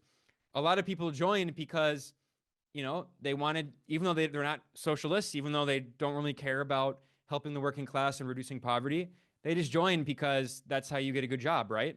So there have always been opportunists, and including there are billionaires and capitalists who join because they want to have connections and they're again. I talk about the issue of corruption, and this has been a major issue in the past decade.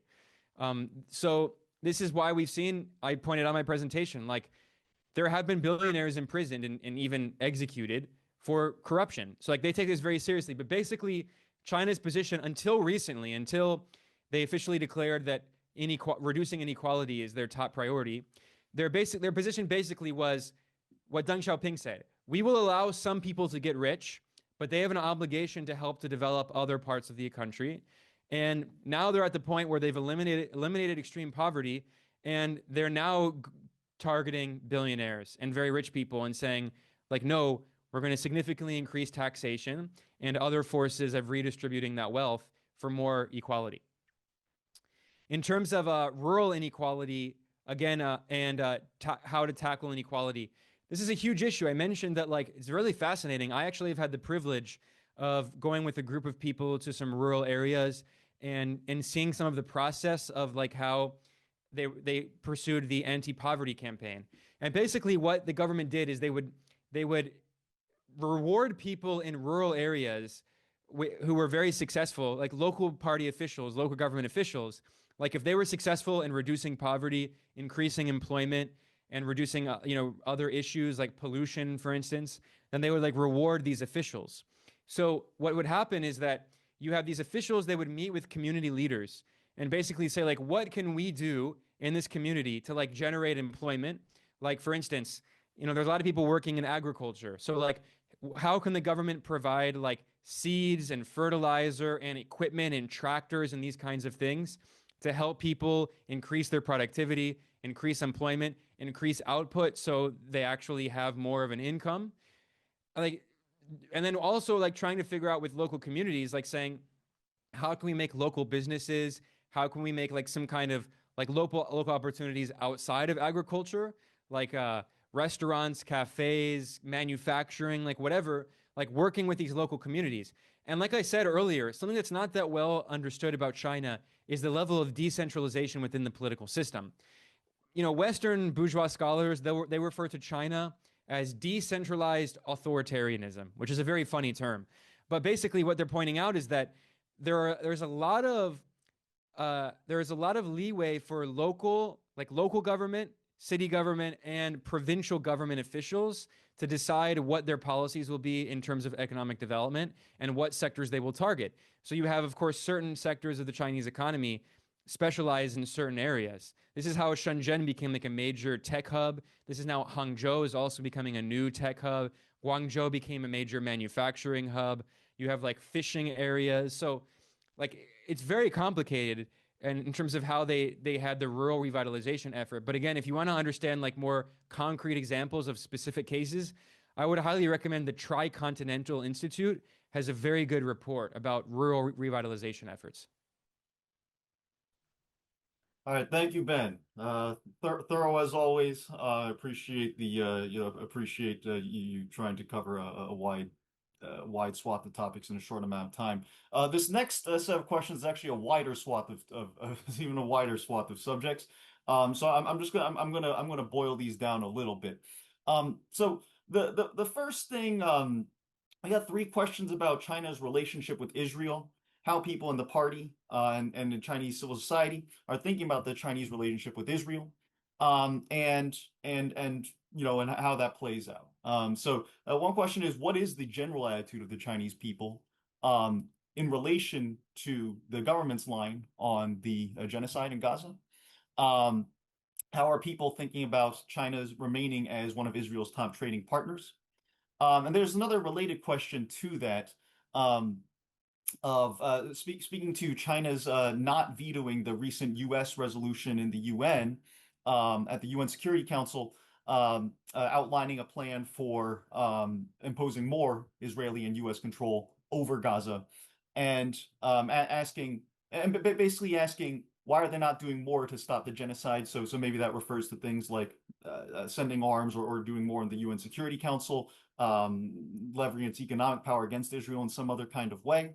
Um, and there's another set of questions about how China is using its place within the unequal exchange of the current global system to either or not assist in the development of the global South, away from that dependency model, or are they perhaps deepening that dependency model in some kind of way with their current trade relations as well? So there's some other questions there. I'm going to just nix some of those other ones just temporarily for right now, just for we can at least settle on these sorts of these set of questions. If we can start there, Ben, I can send you a written summary of that as well over Zoom chat. Okay, yeah, no, I wrote down the main points of the questions there. Okay, we'll start with Israel.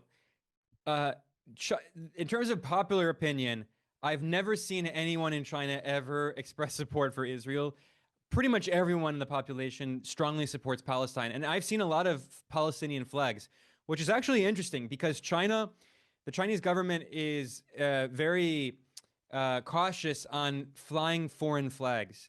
I've like almost never seen foreign flags in China outside of like an ambassadorial context, like a foreign ambassador doing an event, like the ambassador of like Honduras having an event and having the Honduran flag or something. Um, the only other flags I think I've ever seen like the public have are Palestinian flags. It's funny. I even see like there's a delivery guy who's always near where my apartment building, and I always see him, and he has this huge Palestinian flag sticker on his delivery truck. So like, I mean, everyone supports Palestine. In terms of the government, of course, they also strongly support Palestine, but China is not the Soviet Union. China is very cautious when it comes to the international system. And this is certainly a legitimate criticism of China's foreign policy, which is that they don't want to kind of like rock the boat of the international system. And they always want to work within the framework of existing international law, which is very constricting, right?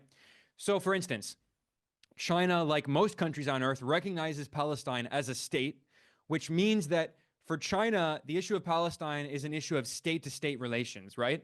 Which constricts what it can do in a lot of ways because they don't want to really anger the PA, the Palestinian Authority. And we all know that the PA is very compromised and collaborates with Israeli occupation forces. But again, like China does not want to be seen as meddling in Palestine's internal affairs because they have the state to state relations. So they deal with the PA. To be fair, China actually did play a positive role in trying to encourage the Palestinian political factions to unite. And China last year invited representatives of a dozen Palestinian factions, including PIJ and Hamas and the PA and Fatah. And they came to Beijing and they signed an agreement, trying to come together for some kind of political unity, although, with infighting, it didn't really go that far. China tried to play that role of facilitation, like China also played a role helping to normalize relations between Saudi Arabia and Iran. And obviously, Saudi Arabia is, a very reactionary monarchy. But, this was a progressive role that it played because the U.S. was trying to use the division between Iran and Saudi Arabia to intensify conflict in West Asia. So China helped to play a balancing role. And the same thing in Palestine. But because China has this state-to-state relation with the state of Palestine, it again limits its relations with groups like Hamas. And certainly China, it's China today is not the China of the Mao era. They're not going to send weapons to any non-state armed group. Now, if the state of Palestine wanted to buy weapons from China, I'm sure with 100% certainty they would sell them weapons. China has sold weapons to many countries, but of course, Hamas is not recognized as the state authority according to international law. And also, I should point out, what's funny is there have been some Western media reports criticizing China because Hamas and PIJ have had access to some Chinese technology. So who knows exactly what happened there. But in terms of its relations with Israel, this is, again, one of the limitations of like working within the international system. And it is a valid criticism, is that, China has state-to-state relations with Israel. It recognizes Israel as a legitimate state. And unfortunately, Israel does sit at the United Nations. Now, we can talk about how Israel is a settler colonial outpost and it's not a legitimate state, but it is internationally recognized, and China works within this system. And because of that, yes, China does trade with Israel, although China is the largest trading partner of most countries on Earth. China is the world's largest economy. It has 1.4 billion people. So yeah, it does trade with Israel. It's not surprising. In terms of why China has not cut off trade with Israel and not imposed sanctions on Israel, I mean, this is, again, an issue of the international system. China has said very clearly that trade should not be considered a political issue because the U.S. is the one waging a trade war in China, politicizing trade. So China's response is, well, we should not politicize trade. Obviously, you can't have your cake and eat it too. If China were to cut off trade with Israel for political reasons, even though Israel is obviously committing a genocide, and so in China, because China has a political system, and what in the West you would call this idea of like civil society, of like these groups, they don't exist in the same way, of like these like so-called NGOs, many of which are funded by foreign governments. So China, of course, has media outlets, which are mostly state media outlets. And if you look at any state media outlet, they have openly acknowledged it's a genocide, especially I've done many interviews in CGTN, and many people constantly in CGTN are talking about how it's a genocide. Like, if you look at one of the most popular Chinese media outlets, Guancha, which is very popular among young people, they constantly talk about genocide. So, this is obviously very well acknowledged, but because it's working within this international system, China says that it's against unilateral sanctions. And China has this principled stance that saying that unilateral sanctions violate the UN Charter. So if China were to impose sanctions on Israel, which of course I would like it to do, that would also be very inconsistent. And the US and the West would say, well, you say you're against unilateral sanctions on Venezuela and Iran and Cuba, but you just impose sanctions. So I have no doubt whatsoever that China and many other members of the UN Security Council would absolutely support a resolution that calls for imposing sanctions on Israel. The issue you have is this international system. The U.S. has veto power in the UN. This brings me to the issue of the UN resolution, right? So it's true that if you look at the debate that happened in the UN Security Council over the resolution on recognizing this absurd plan to basically turn half of Gaza into this kind of colonial outpost with like a green zone and all this nonsense. This is the U.S. plan. China and Russia were extremely critical of this plan, saying that it amounts to taking over Gaza and its occupation, it's a wolf in sheep's clothing. But the reason that China and Russia did not veto it, the reason they abstained, is because the state of Palestine supported it, which is crazy. The PA supported this stupid resolution, and because China and Russia recognize the state of Palestine and they have state-to-state relations with the PA, they were asked by the PA to, at the very least, not to veto the resolution. And obviously, it's in the PA's interest to go against Hamas because Fatah sees Hamas as one of its main political rivals. And what's also sad, by the way, is even Algeria and Pakistan and other Muslim-majority countries voted for the resolution. At the very least, China and Russia abstained. They didn't veto it. But the reason they didn't veto it is because the state of Palestine asked them not to veto it, which is a very unfortunate reflection of, again, the limitations of this international system and how, of course, it's good that they recognize Palestine as a state, but the fact that they recognize Palestine as a state also in some ways kind of ties their hands and limits their political options. Okay, in terms of industrialization of the global south and unequal exchange, this is a huge issue. And this is something where I think there can be some legitimate criticism of China, but it often goes way over the top and is completely absurd when people absurdly claim that China is like colonizing Africa. It's complete nonsense. When you look at the level of destruction and death and suffering and underdevelopment carried out under European colonialism in Africa, it's complete nonsense. African countries have sovereign governments that are making deals with China for basic industrialization and infrastructure development, which is the most important step toward industrialization. And in that sense, this is why many African countries have a very positive view of China. And this is why, and if you look at polls of people in Africa, polls done by Western firms, a majority of people in almost all African countries have a positive view of China. Because the famous, slogan from a former top official of the Kenyan government is every time a Western official goes to Africa, we get a lecture. Every time the Chinese government comes to Africa, we get a road, a port, a hospital. This is very important because, again, when people think about you can't even talk about developing socialism if you don't have electricity, if you don't have roads, yet alone, you can't just skip stages and go from agrarian feudalism straight to modern technological socialism. You have to develop through stages. China recognized that. That's why it had the reform and opening up, right?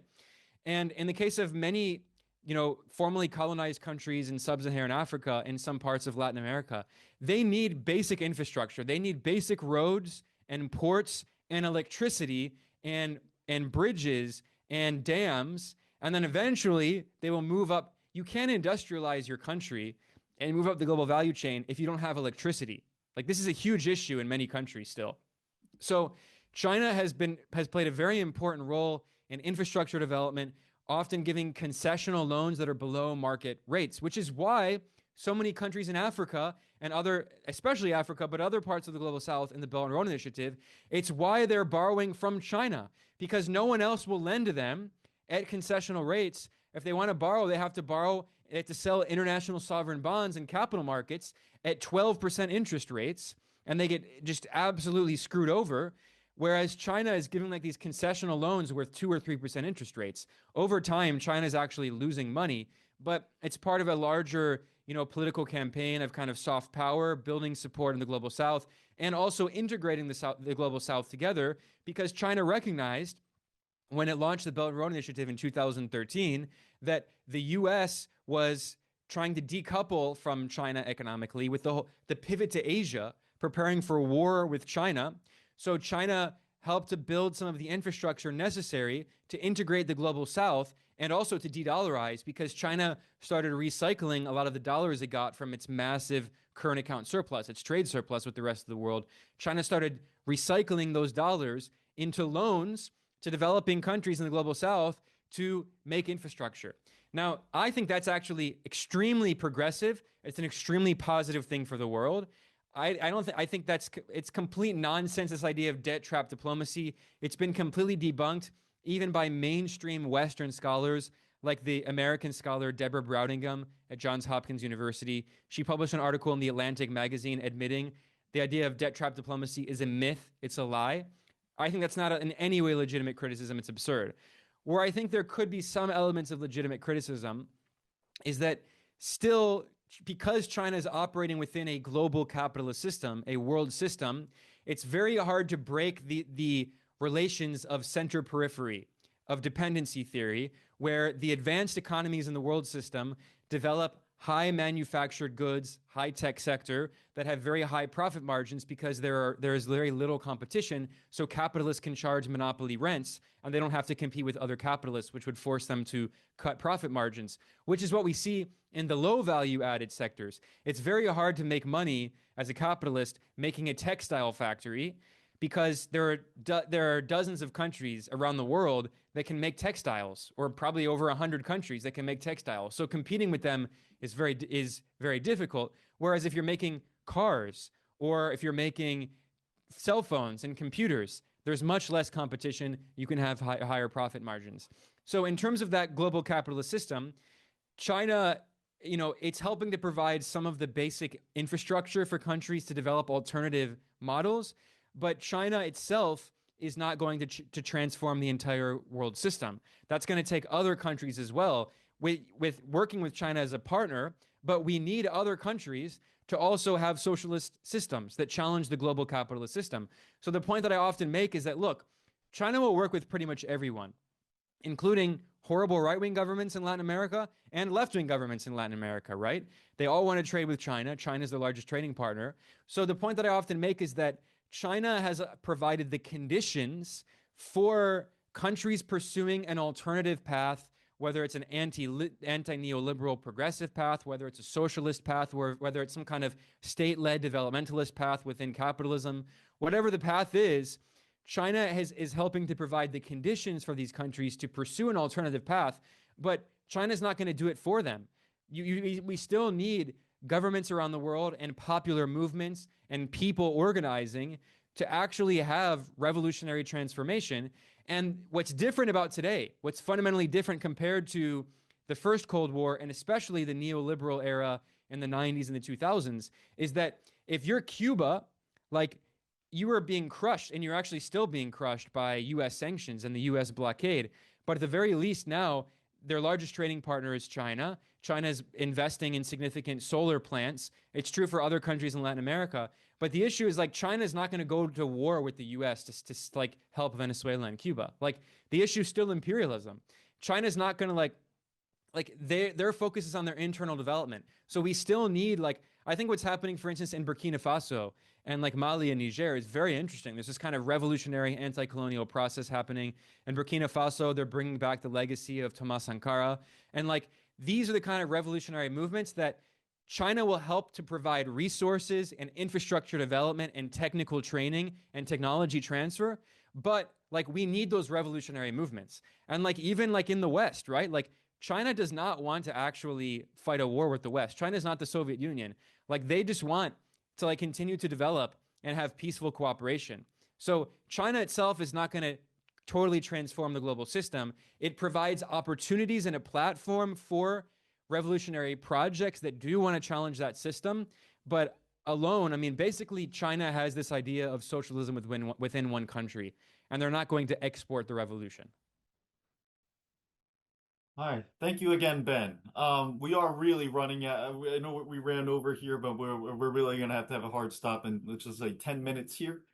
But we do have at least two other great sets of questions here I want to get to. And there's 24 more, which I think are also good, but we're just gonna have to skip them. I want to get to at least the bit of the questions about democracy and civic engagement. Um, One of the questions here is about what the CPC describes as whole process people's democracy. Um, how is whole process people's democracy positioned within the within the governance system, within the socialist system? What does that mean in the context of socialism with Chinese characteristics?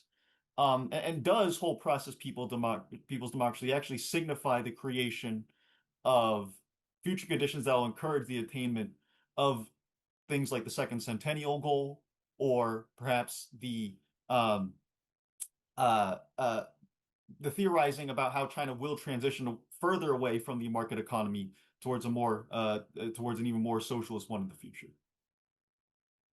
Oh, I actually think the second part of your question is easier to answer and shorter. Well, I think there's no doubt we're already seeing that. I mentioned that in around 2006, the level of state ownership in the economy, the level of state ownership had been falling before. It stopped falling and has been pretty consistent since then.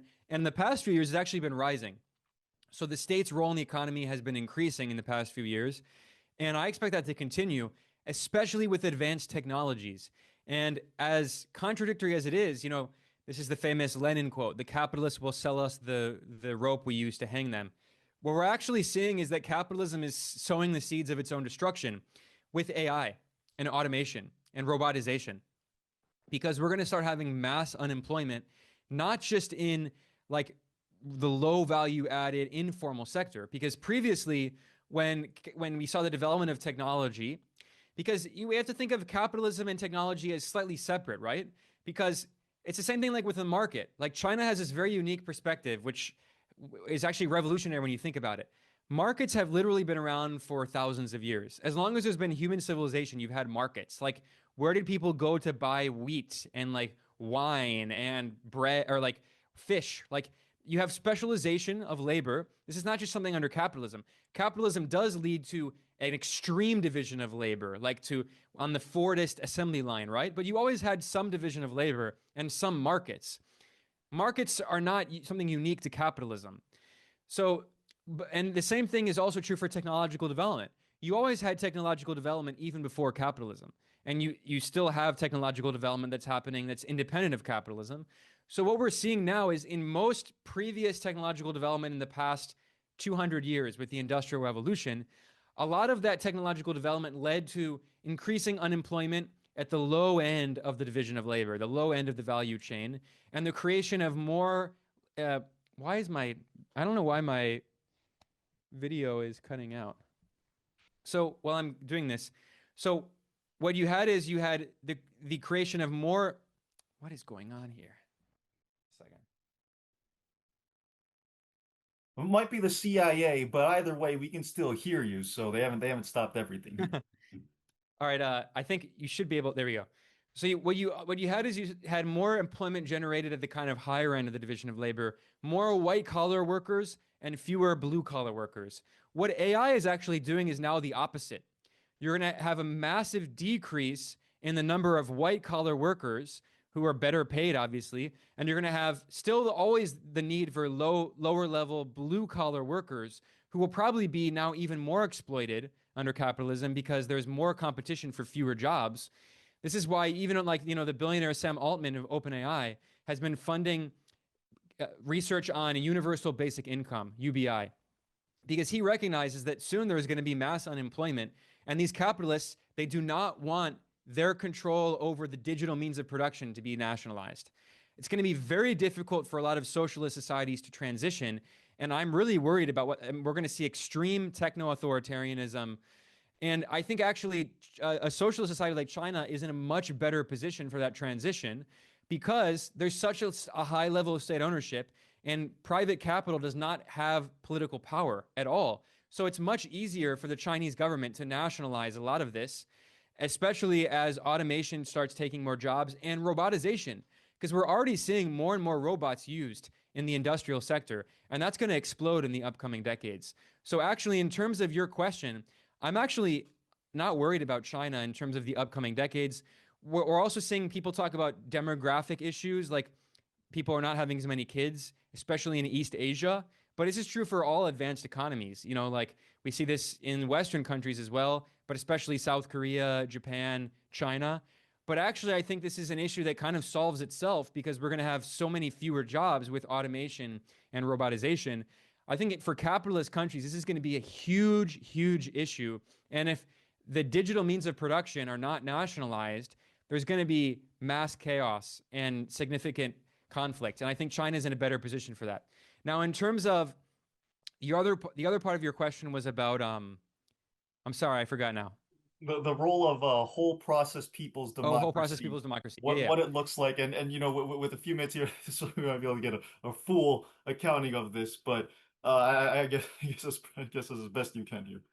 Yeah. Again, I don't have time to go into in full detail, but again, I would highly recommend the work done by the Tricontinental Institute. They've done so much great research on this. But basically, the argument that's made is that President Xi has often repeated this slogan. And actually, I think it's very clever. He says, "Look, democracy does not mean that every 4 years you have someone go to the ballot box and they vote, and that's elections. I mean, that's a democracy. Like, and of course, she's not the only one who said that. Like, it's been a critique going back for a long time. Socialists have long said that. Like, we need a much more profound sense of democracy than just voting every 4 or 5 years. And then, in the case of the U.S., you vote for a billionaire, or you vote for someone funded by a billionaire, or you vote for a billionaire directly, like Trump, and then they just ignore popular opinion and just do whatever's in the interest of the capitalist class or some faction of the capitalist class. And then 4 or 5 years later, you have another election, rinse and repeat. Like, that's not democracy, right? And you need some more civic engagement. And in the case of China, you have a lot of civic engagement at different levels, but through organizations that are not political organizations in the sense that like they're not technically there are a few other parties in China that are in the People's Congress. There are a few other parties. Some people like to point to them and say, you know, look, China has multiple parties. I mean, it is China is a one-party state. We all know that. Like it's the Communist Party, and they do have a few other parties that play like a role. Those other parties basically play the role of like civil organizations that are like links between the Communist Party and the constituencies they represent. I don't know what's going on with my camera here, but the point I'm getting, but I'll just keep talking. The point I'm getting at here is that some of these parties, for instance, also represent like ethnic minority groups or other constituencies within the overall population. So this is a way of like representing these local communities and working with the Communist Party. And then the whole idea of whole process people's democracy is that I mentioned that the Chinese system is actually pretty decentralized. Again, Western bourgeois scholars call it decentralized authoritarianism. That's their term. You'll see that in like Cambridge University published articles.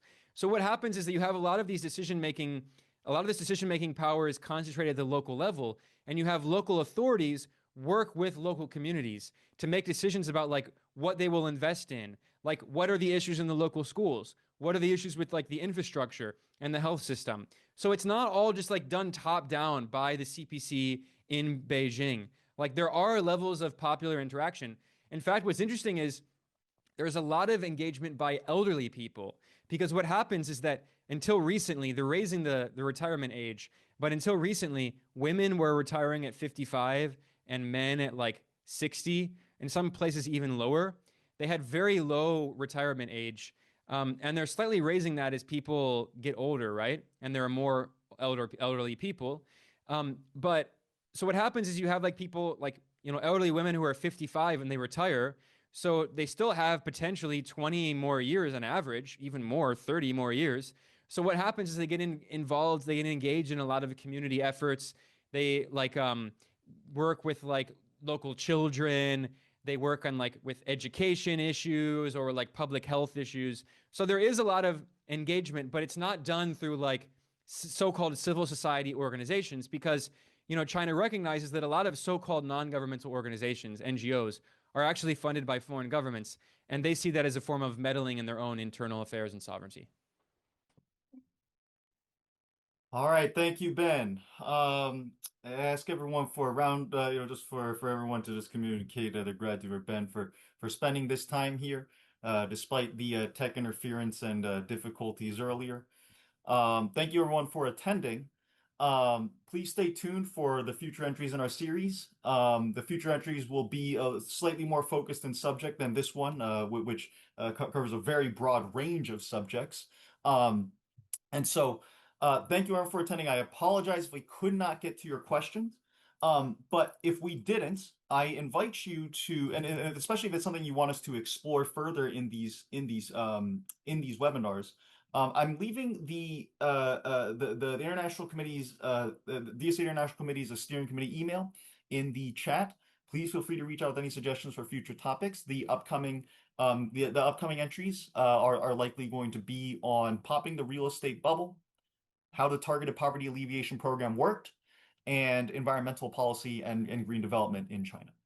But that said, this is a member-driven organization. We encourage people to just send us any suggestions you have directly, and of course, encourage you, if you're not a member already, to join the Democratic Socialists of America. You can do so at dsausa.org/join, and once you're a member, you can apply to join the International Committee. We're always looking for new comrades, and you can do that at dsaic.org/apply. So I've put those links in the chat. We will send out the recording of this by email to everyone who RSVP'd. If you didn't RSVP but are looking for the recording, please feel free to just email the sc.international@dsa committees.org email. And with that, we're going to close this meeting. Thank you everyone for attending. Thank you to Ben for so much of your time and making this presentation just for us, and looking forward to being in touch and working together in the future. Take care, everyone. Have a good night. Have a good morning if you're on the other side of the planet, and take care. We'll see you all soon. Have a good one. Thanks for having me.